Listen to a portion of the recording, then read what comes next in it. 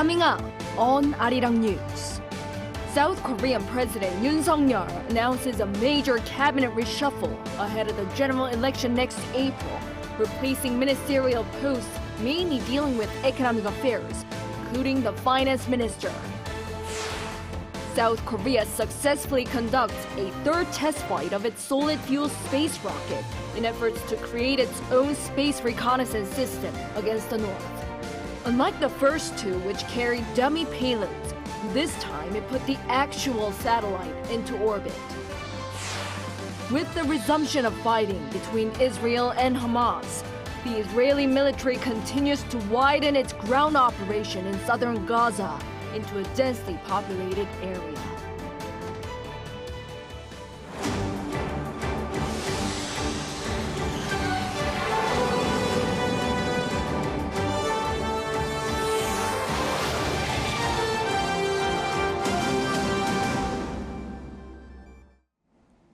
Good evening, it's 9 p.m. here in Seoul. Thank you for joining us on Arirang News. We begin with the major shakeup in cabinet with the general election in Korea coming up next April. Today, President Yoon replaced the finance minister and revealed 5 other key ministerial posts, mostly in charge of economic affairs. Our presidential office correspondent Kim Do-yeon leads us off. President Yoon has nominated people for 6 out of 19 ministerial positions. The anticipated announcement came on Monday after the presidential office started major reshuffles last week. The upcoming general election next April is forcing current ministers who are looking to run for the National Assembly to resign their posts by January 11th, the cutoff date under Public Official Election Act. For Deputy Prime Minister and Minister of Economy and Finance, the former Senior Secretary to the President for Economic Affairs, Choi Sang-mok, has been nominated to replace Chu Kyung-ho, a 2-term lawmaker who is seeking a third. Choi worked closely with the presidential office and has been a big part of the Yoon administration's economic policies so far. The nomination comes when there are unfavorable economic conditions at home and abroad, so I feel a great sense of responsibility facing the long road ahead. The other nominations were also for ministerial posts having a direct impact on the country's economy. Former Korea Land and Housing Corporation CEO Park Sang-woo has been nominated as Infrastructure Minister, while Kang Do-hyung has been put forward to head the Ministry of Oceans and Fisheries. To lead the SMEs and Startup Ministry, Oh Young-ju, who most recently served as Second Vice Minister of Foreign Affairs, has been nominated. Kang Jung-hae, a former president of Sookmyung Women's University, has been nominated as Minister of Patriots and Veterans Affairs, and Song Mi-ryung is looking to head the Ministry of Agriculture. It's also noteworthy that the nominations announced on Monday are all scholars and experts in their fields with no direct political experience, with the general elections coming up in April. In fact, the majority of the incumbents were already politicians when they were nominated. This is a trend likely to continue with more nominations yet to come. Justice Minister Han Dong-un is also being closely watched by the public. While he is a key man in the Yoon administration and a close confidant to the president, he could also be seeking to debut in politics. In addition, the Foreign Affairs Minister Park Jin is under scrutiny about his potential moves. Kim Do-yeon, Arirang News. South Korea this afternoon successfully conducted a third test flight of its solid-fuel space rocket, putting an actual satellite into orbit in efforts to create its own space-based reconnaissance system against the North. Our correspondent Bae Eun-ji explains what this means when it comes to responding to North Korea's evolving threats. A rocket blasts off into space from a barge floating in waters south of Jeju Island. At around 2 p.m. on Monday, South Korea launched a solid-fuel space rocket, the third test of its kind following 2 others in March and December last year. Unlike the first 2 tests, which carried dummy payloads, Monday's test involved an actual satellite, developed by the country's defense electronics company, Hanwha Systems. South Korea's defense ministry said the rocket placed a small satellite that weighs about 100 kilograms into orbit, at an altitude of about 650 kilometers, saying the country has taken a step closer to securing an independent space capability to put satellites into low Earth orbit. It also said the successful launch would accelerate the country's surveillance and reconnaissance capabilities, at a time when North Korea continues to threaten national security by launching a military spy satellite, violating UN Security Council resolutions.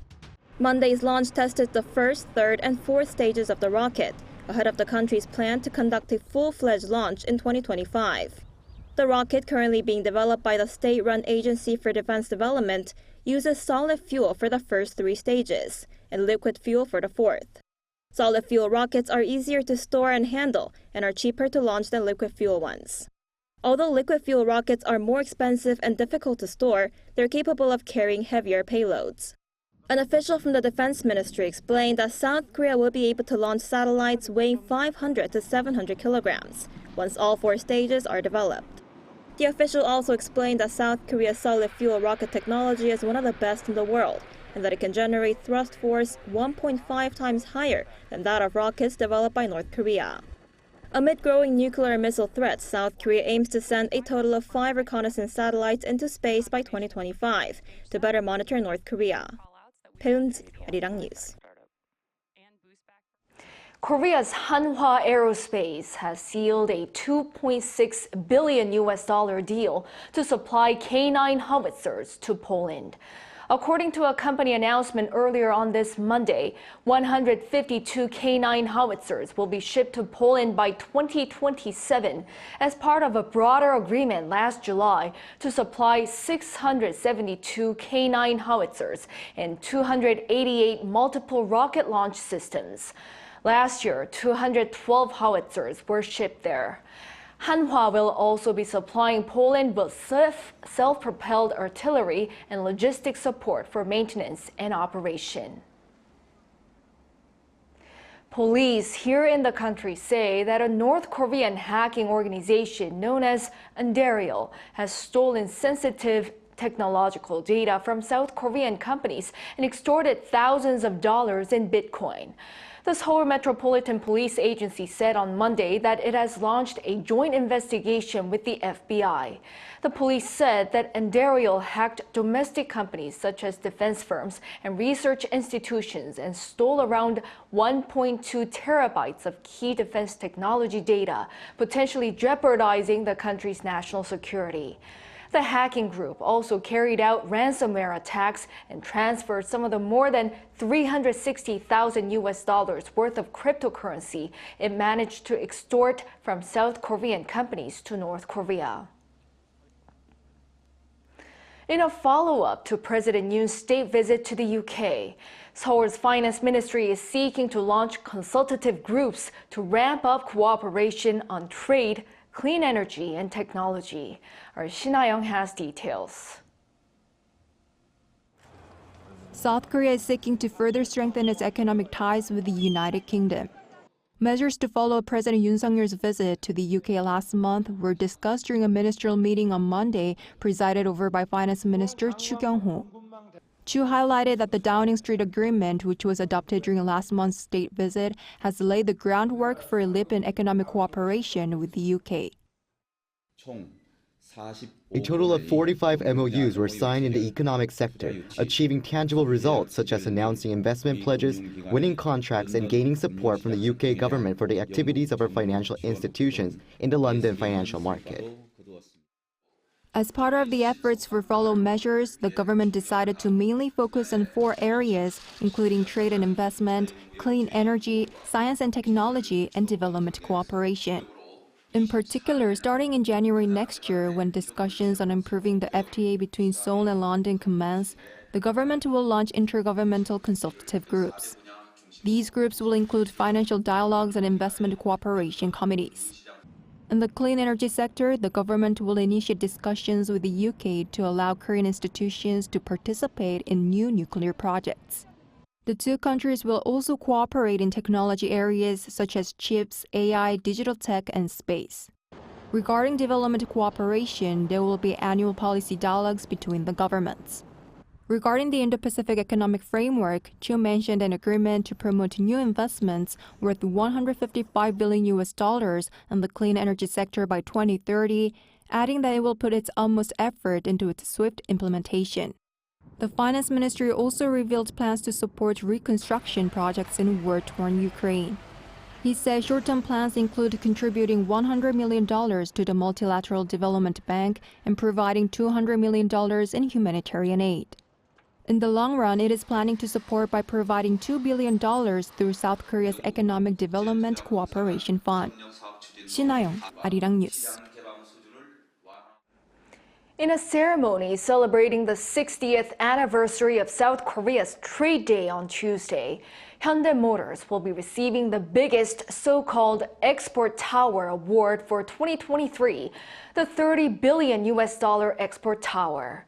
This is the first time in a decade for an automobile corporation to receive the best award, and Hyundai achieved its record by seeing a 30% jump in exports year-on-year.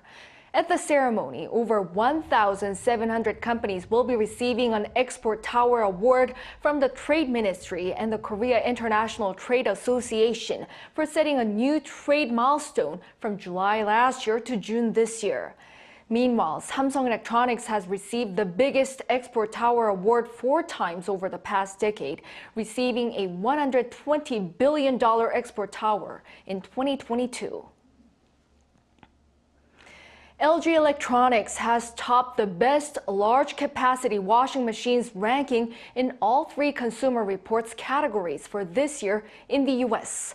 The 3 categories were front-loader, top-loader, and agitator top-loading washers that are used by over 90% of U.S. consumers. In 2 of the categories, LG was also named Consumer Reports Clean Choice based on hands-on tests for the best environmentally friendly products of 2023. Meanwhile, washers made by Samsung Electronics ranked 2nd and 3rd in the agitator washers category.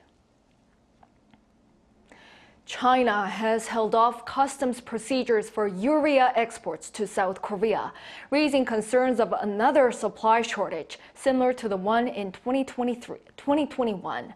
According to Korean government officials on Monday, the latest blockage has been made in consideration of strained urea supply within China and is not because of political issues. Officials here say there are low chances for supply disruption as Seoul has secured urea imports from other countries that are enough to last for about 3 months. Urea is a chemical compound used for producing fertilizer and exhaust fluid in diesel cars, which Korean companies heavily rely on China. Also on the local front, 2 years ago, a labor law went into effect that penalizes employers for serious safety-related accidents.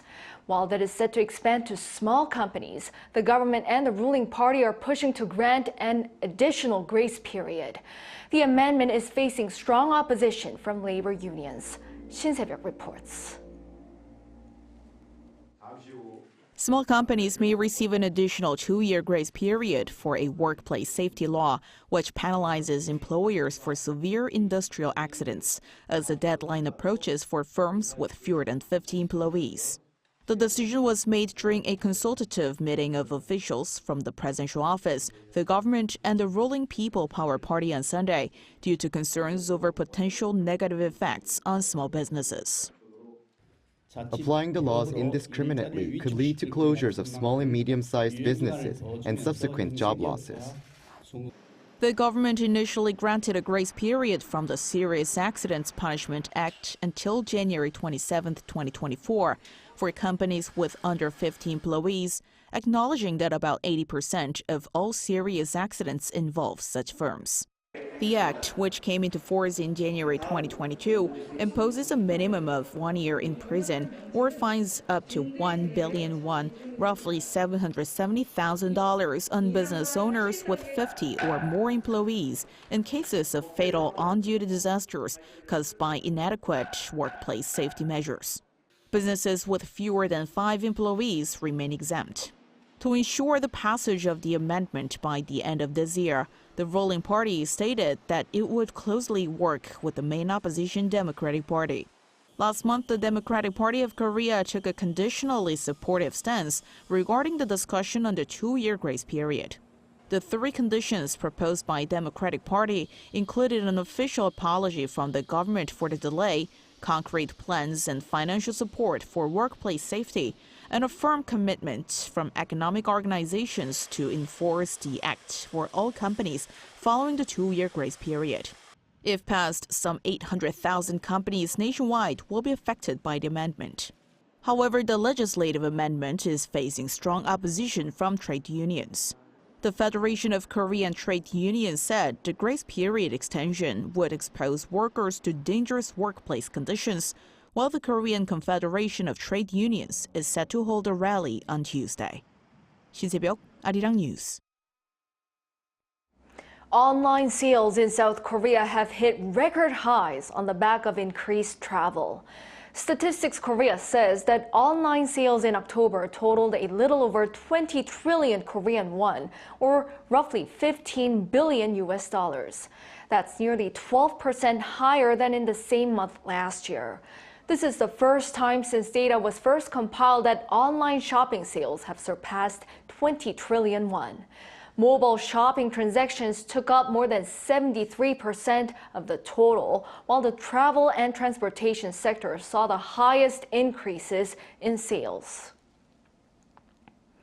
Since fighting in Gaza has resumed after the ceasefire ended, Israeli forces have now expanded to the south of the enclave. This is fueling concerns about more civilian sacrifices in the heavily crowded area. Our Lee Soo-jin tells us more. The Israeli military is rapidly expanding its offensive to the heavily populated southern parts of the Gaza Strip, raising further concerns about civilian casualties. Israeli army spokesperson Daniel Hagari said in a press conference on Sunday that ground operations have been expanded. The IDF continues to extend its ground operation against Hamas centers in all of the Gaza Strip. In all of the Gaza Strip, where there is a Hamas center, the IDF is operating. The forces are fighting face-to-face with terrorists and killing them. Attacks from warplanes and artillery mainly targeted Han Yunis and Rafah, cities in the south of the enclave. The Israeli government said the military struck more than 400 targets over the weekend, which included extensive aerial attacks in the Han Yunis area. We were sleeping safely and, without a warning, we felt a shake. A shell fell over the area and all the houses around were affected, including ours. Lots of people were affected in the area. These renewed attacks come after the end of a week-long pause in the fighting, during which there was an exchange of 105 hostages held by Hamas for 240 Palestinian prisoners and detainees. Concerns over civilian death tolls are growing as the offensive moves south because around 70% of the Palestinian population in Gaza is in the southern area. The Israeli military on Sunday issued evacuation orders for several districts of Han Yunis, urging them to go west and south toward Rafah on the border with Egypt. Residents, however, said that these areas are also being targeted and they have been unable to find anywhere safe. We can't see any safe areas, but we move because what can we do? We have children and all night they're shelling, so we move from area to area, but there's no safety anywhere in Gaza. As of Sunday, Gaza's health ministry estimates that more than 15,500 Palestinians have been killed since October, many of them women and children. Lee Soo-jin, Arirang News. Powerful earthquakes struck the southern Philippines over the weekend and into this week, while a volcano in Indonesia erupted on Sunday. Jung Eun-ju has the details. A magnitude 6.9 earthquake struck off the coast of the southern Philippines on Monday morning, following a series of strong quakes in the same area for 3 days. A powerful 7.6 magnitude earthquake struck the same region in Davao City late on Saturday, followed by a 6.6 quake on Sunday. Saturday's quake triggered tsunami warnings across the Pacific region and sent residents fleeing along the east coast of Mindanao, evacuating a hospital and seeking higher ground. The Philippine Institute of Volcanology and Seismology initially warned of a destructive tsunami after the first quake Saturday, expecting life-threatening waves, though none occurred and the warning later ended. Earthquakes are common in the Philippines, which lies on the Ring of Fire, a belt of volcanoes circling the Pacific Ocean that is prone to seismic activity. Another region that sits on the Ring of Fire was affected on Sunday. Indonesia's Merapi volcano in West Sumatra province erupted on Sunday, spewing volcanic ash as high as 3,000 meters into the air. According to the country's disaster management agency BNPB and other authorities, the 2,891-meter-high volcano erupted at 2:54 p.m. local time, and volcanic ash was dispersed at high intensity to nearby districts. Eyewitness footage showed clouds of ash hanging over Merapi Mountain, while cars, crops, and roads were covered with a thick layer of volcanic ash. According to Indonesia's volcanology agency, the country has 127 active volcanoes. 정은주, Arirang News. In other news, a new tissue adhesive has been developed made from the same substance as dermal fillers used in cosmetic procedures. It has yielded positive results from animal testing and is expected to help speed up recovery for patients with serious injuries. Yoon has the details. Hyaluronic acid is a naturally occurring substance found in human skin. It is also one of the most common compounds used in dermal fillers for cosmetic procedures. Now, a team of Korean researchers have used this to create a new composite filler that has excellent biocompatibility and induces tissue regeneration. This rat has a severe leg muscle injury. It cannot move on its own. The new tissue adhesive substance is injected, and in just 3 days, the rat has recovered to the point where it can slowly walk on its own. It immediately connects torn nerves or muscles, which speeds up rehabilitation towards walking. The secret to such a quick recovery is in the gold nanoparticles. These particles fit along the torn tissues and deliver electrical signals needed for movement. Gold has great conductivity and is not susceptible to chemical reactions in the body, which means there's a lower risk of side effects. And the adhesive element keeps the damaged tissues in place, making recovery quicker. Paired with a robot to assist rehabilitation, even severely damaged muscles can regain their function instantly. This research has been published in the science journal Nature, and as the research team now prepare for clinical trials, they are also doing further research to apply the latest discovery to damaged organs. Yoon, Arirang News.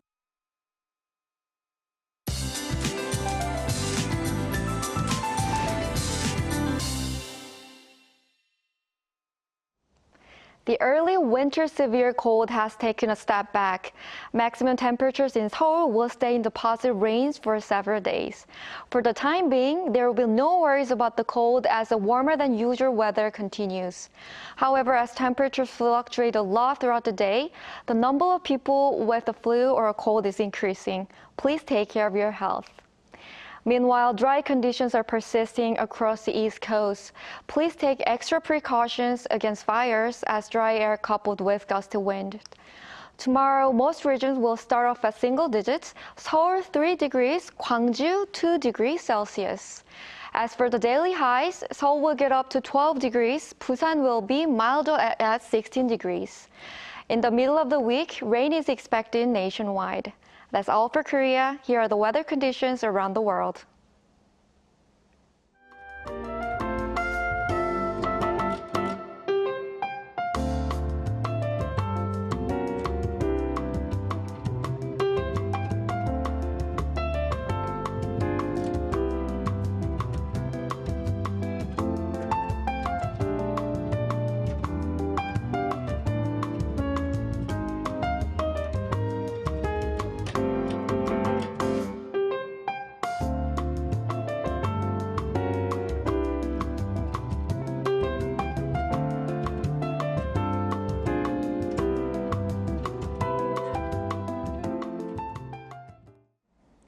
Well, that is all for this newscast. Thank you for watching.